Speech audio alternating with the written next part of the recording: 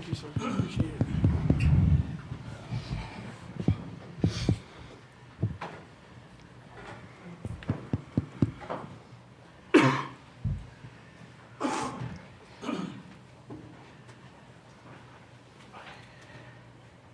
Okay, with that, welcome everybody into the Iowa State postgame press conference. We're thankful to be joined by college student athletes Danny Brown and Audie Brooks and head coach Bill Fenley as well.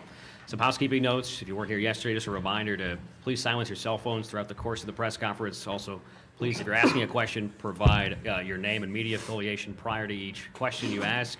If you're joining us on Zoom, just hit the raise your hand function. We'll get to Zoom questions after we get to questions in-house and in person.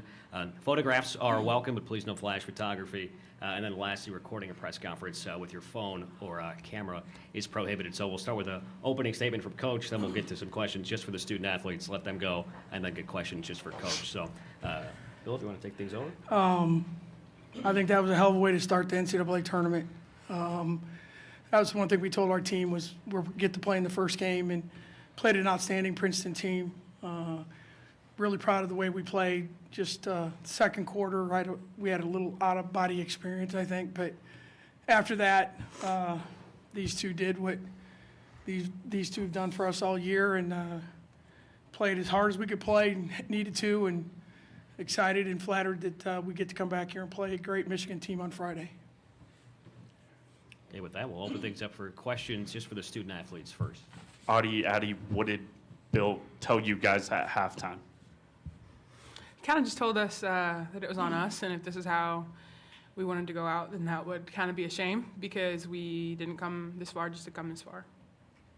Yeah, I mean, he just kind of put the ball in our court and said, it's up to you. I mean, if you guys are happy with this effort, then go out there and do the same thing. And if you're not, you better change it or you're going to go home. So it's kind of up to us, and we took it and ran with it. What was kind of the mood or feeling around everybody as Princeton closed out the end of that second quarter on the run that they went on?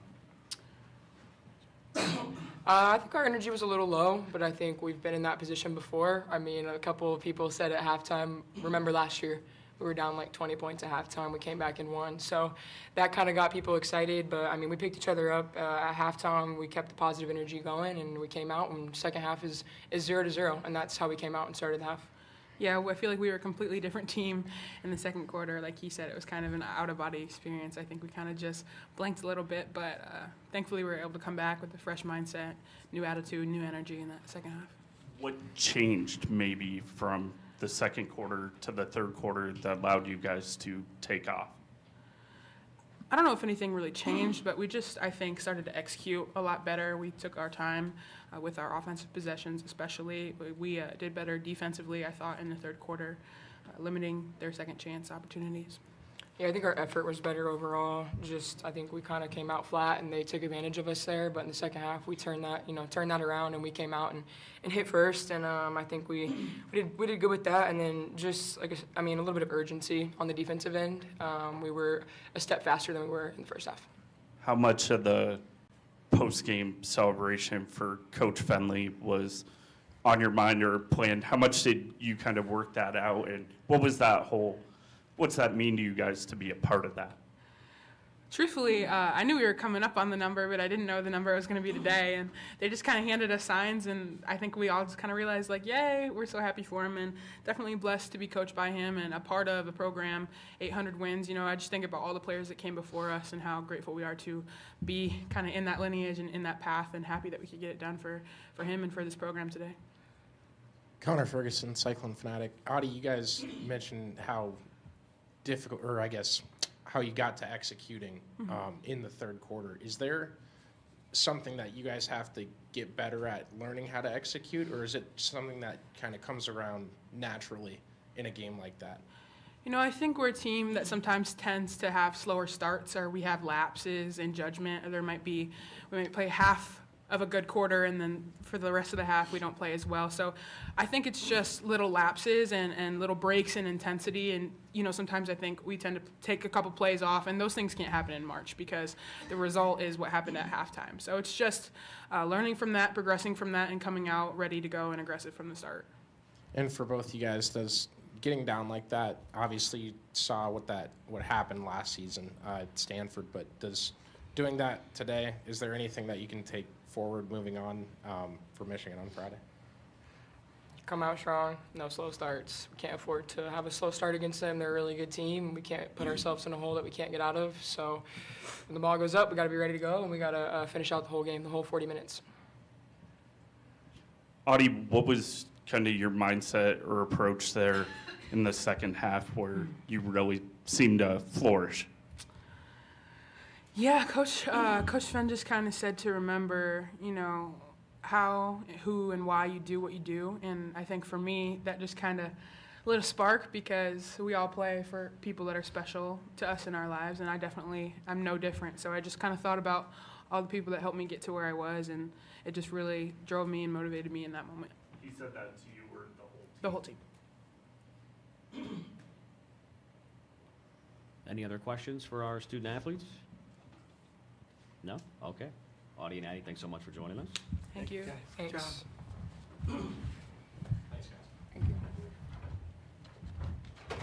And can I say something? Oh, absolutely. I know you have to do your job, but can we minimize the 800 stuff? These guys, I mean, we just won an NCAA tournament game, and it's 23 for them, and we get to play Friday. And I know that's part of it, and it's a blessing, and I'm blessed my family's here to share it with me, but I'd rather, if we could, I'll answer anything tomorrow, but can we focus on what these guys just did would be, I know, sorry, I think that would be a nice thing. With that, open it up for questions for Coach Fenley. Oh, you're all good. What do you think changed for you guys from the second quarter to the third quarter? There was no big-time halftime speech. What the kid said, I did talk to them about, this is not who we've been. We were, and again, you have to give Princeton a lot of credit. They defended us well. We just made some really bad decisions at both ends of the court, and I just told them, I said, at some point the scoreboard is going to go dark, but you're going to remember what you did, how you did it. Did you do the best that you could? And I always tell our teams, at Hilton, when you walk up the ramp with your head up, your eyes open, and a smile on your face, and your heart full because you did what you could do. And that's all I told them. Like, this is not, we don't want to go out this way. And I think the good thing about these guys is they know that. Like, I didn't have to say anything to them that they didn't know. And the other thing was, I made a huge mistake in the first half. I tried to say, Emily Ryan's on a pitch count, so I tried to save her minutes for the second half, and it literally almost cost us the game. Because a lot of the time when we struggled offensively, she was out of the game. So that was a mistake on my part. Did you come close to calling a timeout during that big barrage? Yeah, I did, but I should have called a timeout. You get so caught up in saving them. I guarantee my father, God rest his soul, is screaming, "Call a timeout for God's sake!" But I mean, we had 2 layups. So it was like I thought we were getting enough, but yeah, when it went from 7 to 13, like it did so fast. And then it's like you're at the end of the half, and you're like, all right, we can get to halftime, and that was a mistake. Again, that was completely on me. I know you don't want to talk about 800, but could you maybe talk about what the moment was like coming off the court and having everybody surround you and celebrate you? No, it's you do this job for a lot of reasons, and that's one I'll remember forever. And the biggest thing is, my whole family's here to share it with me, and my staff that's been with me a lot of those 800. Ironically, it happened at Notre Dame, where I was the assistant coach and left here and got my first head coaching job. Thanks to Coach McGraw and Digger Phelps, got me the head job at Toledo, and that's kind of where it started. My wife and my youngest son, Stephen, was born here, and Billy, they went to where we used to live this morning. And maybe it's just a little bit of karma today. So it was fun. It like I said, you have certain moments that professionally you cherish, and that this is one that I'll put that sign in my casket. Emily Ryan became the Big 12's all-time assist leader. What do you think that means for her? I know she probably says she doesn't care about it. Yeah. What do you think of the accomplishment? Well, I think, yeah, you're exactly right. She'll say, I don't care, we won the game. She'll say, I get to throw it to a lot of great players in her 5 years, which is correct. But you think about, I mean, the Big 12 is one of the best leagues in the country. And when you say you are the best ever in this league, that's pretty big when you look at the players that have played in this league. So it's just an amazing story for her, and just the way she played tonight, I think, I mean, she kind of willed her team to win in the game, and some of the plays that she made were Emily Ryan at her best, and it was fun to see her, celebrate and be as excited as she was, because she's earned it. Connor Ferguson, Cyclone Fanatic. Bill, here I was thinking you just all of a sudden learned how to do the halftime speech. But that third quarter, to see your team click like that, what's it like to, I mean, you put yourself in that position. I probably asked you a similar question last year. But what's it like to see them play and execute at that level that they were for the first probably 8 minutes of the third?